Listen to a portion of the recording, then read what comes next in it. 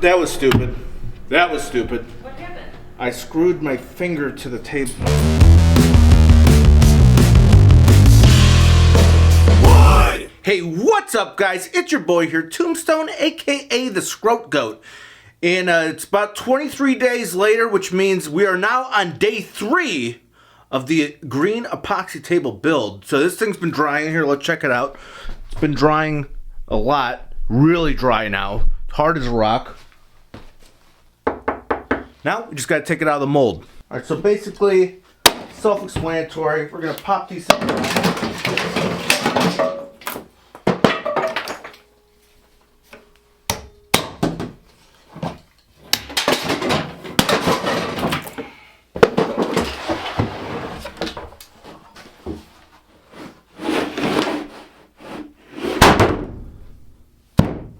Now, it's best to have like a rubber mallet, but I don't have one anymore. So you just gotta rain down your fist. Man, that hurts. Oh, boom, came right out. All right, we gotta take this to the wood shop now to flatten it. Let's get going. Okay, we are live now, recording this for pre-recording for later, and we're about to flatten this table. And the reason it took like 25 days is because I had to build this thing.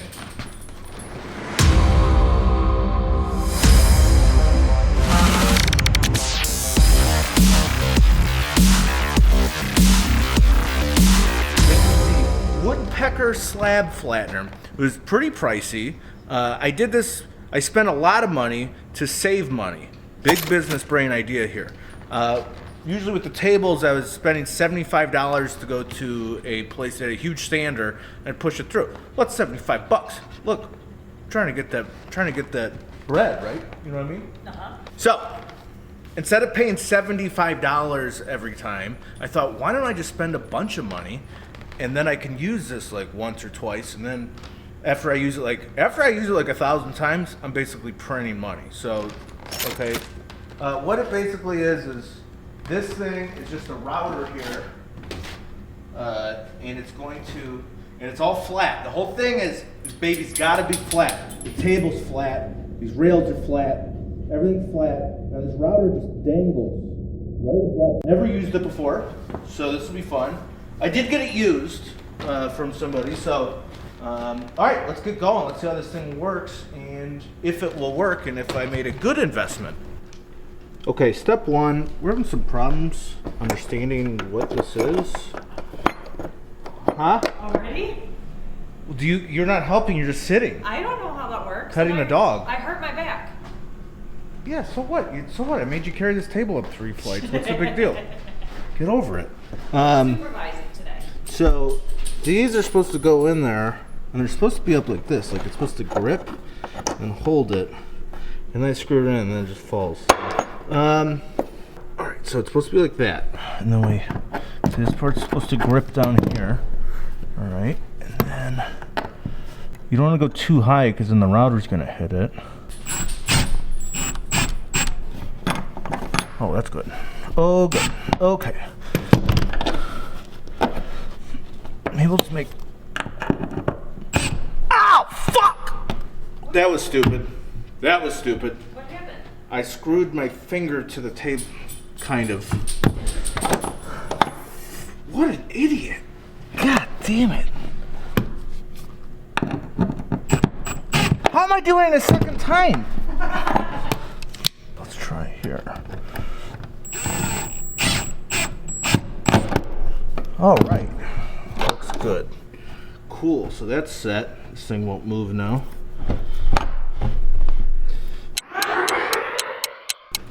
Okay. Now here's how you attach the router dogs. I think they're called. All right. So you're gonna put it this way, actually. Starting off, you're gonna put a screw there. This will prevent it. Now this is really smart here. This is important. It just you're gonna prevent it from moving back at all.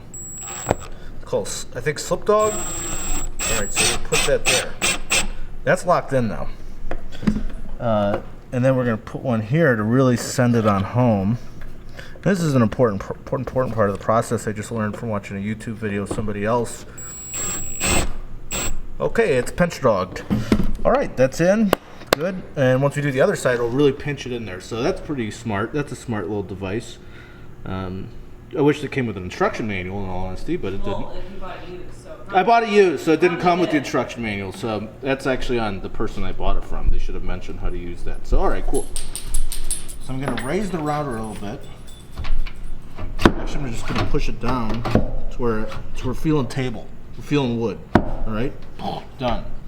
That's it. So we're just going to do a real simple pass the first time. Should be pretty easy from here. Let's get going. Okay, this is it. Don't get scared now.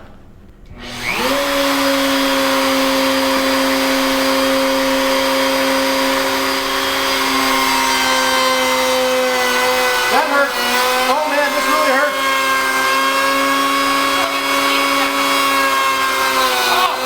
Oh my God.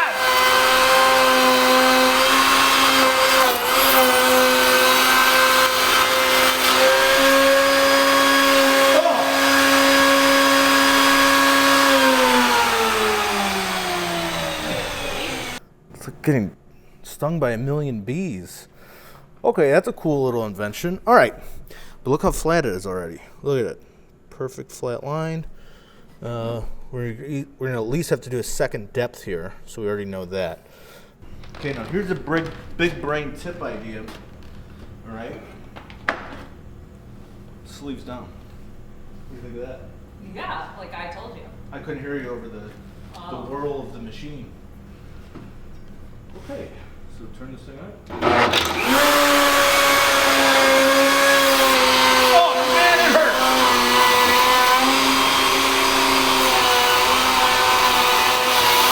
Jesus!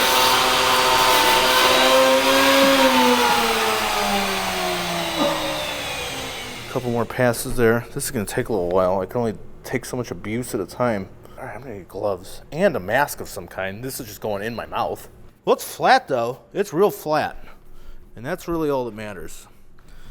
Okay, enough with bitching. Let's go get some gloves. I'm noticing a slight issue here. So when I'm going this way with it, it's clean. We bring it back. It's adding all these little dots. I don't think I'm gonna be able to, all these little thousands of divots. I don't think I'm gonna be able to sand that off. It looks like pores. Okay, that's gonna make this take longer. Again, all because we want to save $75, right? Mm-hmm. Is this worth $75 per table. We should probably just mark up the tables. Yeah, that actually probably would be better. So if anybody wants to buy this from me, let me know. Woodpecker, used half of a time. All right, we'll be back tomorrow with gloves. Okay, we're back for day 32 of the simple green epoxy table build. Now we've got some, I couldn't figure out the hard hat. There's some sort of net that has to go inside of it, and I couldn't solve that. So Why do you need a hard hat? stuff's flying. All right, now it's time. Because basically this thing is a bee sting simulator, we have to figure out I got some flame gloves that look pretty cool, they're pretty tough. And now we're just gonna go back to what we were doing before, but now with protection. Let's get into it. Okay, now I know it's not a great idea to have probably gloves on when you're using a router, but as long as my hands are over here, nothing should get trapped. Why didn't you get smaller gloves, like tight gloves? Because they have to be thick. What, are we gonna use rubber gloves? Not rubber, but just like winter gloves or something, like thin, tight. You know, you could have said this before I bought them. It's easy to look in the rear view and play Monday morning quarterback here. All right. So turn it on.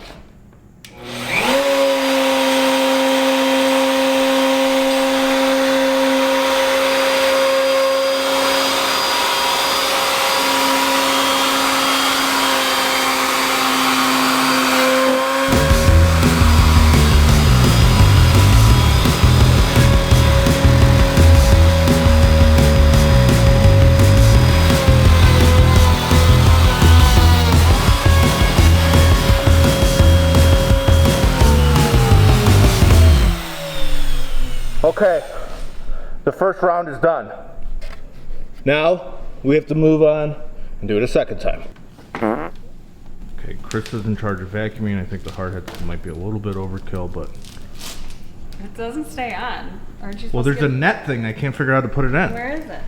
Don't just, we've got to vacuum. That's gonna be an hour-long process to figure that out. Okay, here it is after round one. Turned out pretty good, I'd say. I mean, basically what I wanted. I don't remember. I remember I said I wanted to push it one way. Don't remember the way I wanted to push it. But anyway, so now we got to get down to, so it all looks like this. We got to get down flat with the epoxy. So hopefully one more round will do it. We don't want to overdo it. If you have any tips on how to construct a hard hat, I think I figured it out. this person's having quite a little problem. No, I think I figured it out. Quite an issue over there. No. Okay, put it on. Yeah, that looks normal. It's 10. You look like a cone head.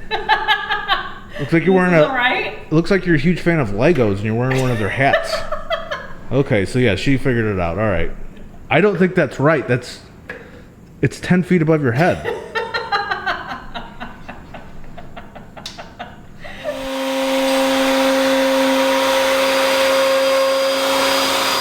Okay, let's see what we did wrong here, or how it did. As you can see, a lot of little divots.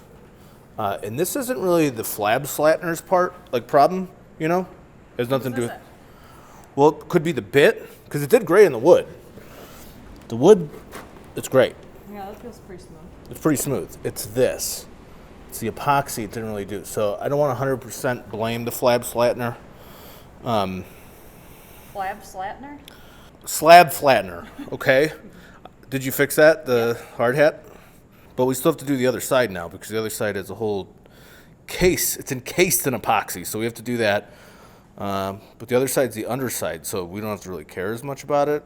Unless you're the guy buying this, then we're going to absolutely care about it a lot. Yeah, I was going to say, should you be saying that? No, we're going to care a lot, just not as much as the top. But we're still going to care about the bottom. Yes. Maybe we need a different bit? We could just need a different bit. Do we need to look into this? Yeah, maybe we need different speed with the bit. What kind of bit do we have going right now? Is this thing unplugged? Let's look at it. We have a 1-inch dual carbide. Who knows what those things are? This is brand new. That's a brand new bit. But did you just pick to use this? Like, should you have picked something else? There's one with 3 of them. We also have. I don't know if that makes a difference. 3 little things. All right. Before I even flip this over, I'm just going to see if I can sand it out. Just see if it makes any headway at all. Okay, so I real quickly just went through a bunch of grits. Went through 60, 80, 120, 220. Not trying a lot to see if we can remove the divots. Now we're going to wipe it off, see if it worked. Well, I didn't do the wood. Oh, you didn't? Yeah, I just did the epoxy. Oh. Huh. Looks good, right? Yeah. Yeah, that worked. Okay, it's time to do the underside. Oh, this goes up higher. Should I go higher? Higher. No, I mean the speed. Oh. Yeah, try it. Just a little bit. Well, we had it on 5, it goes up to 6. It's probably going to hurt more when it hits you. Oh, good point.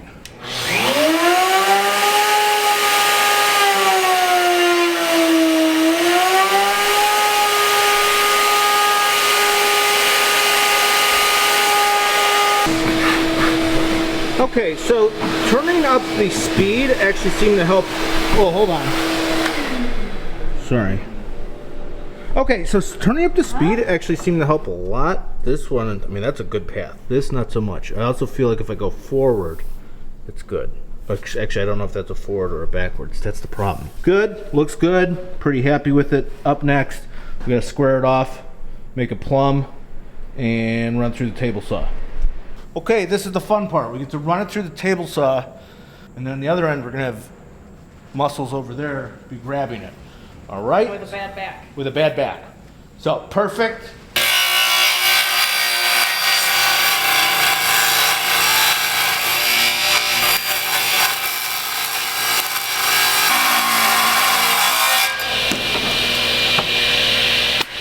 We did it.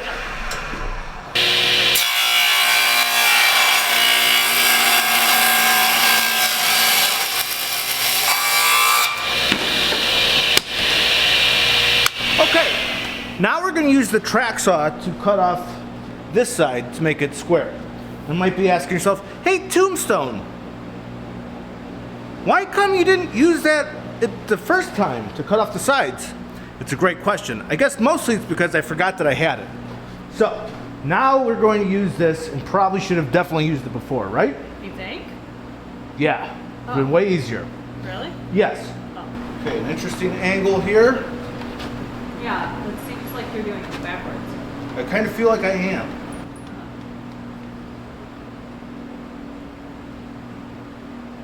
It should be on this side. I should be over there? Yeah. Okay, pause. Or Wait, this is the same. maybe over here. Yeah, here. Here's where you should be. Okay. Okay, let's move that table. Let's see.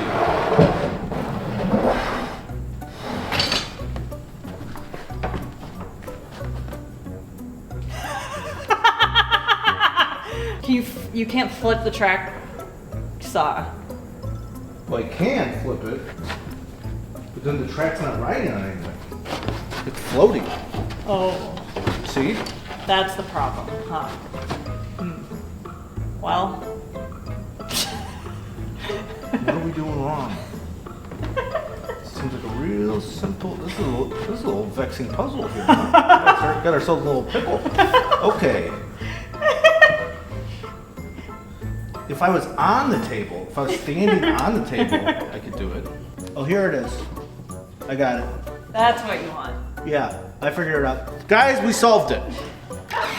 Did we? I did.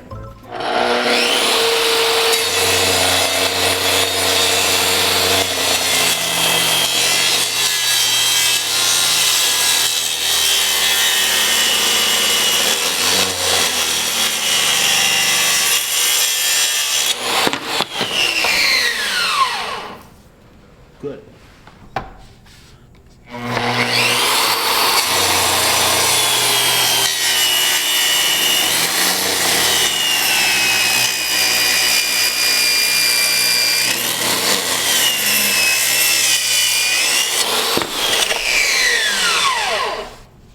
Okay. Now we're just gonna run through the grits. We're gonna go to 60, 80, then we're gonna stop. And then I'll see you guys for day 4 in like hopefully more quicker than 2 weeks. Okay, we'll be back.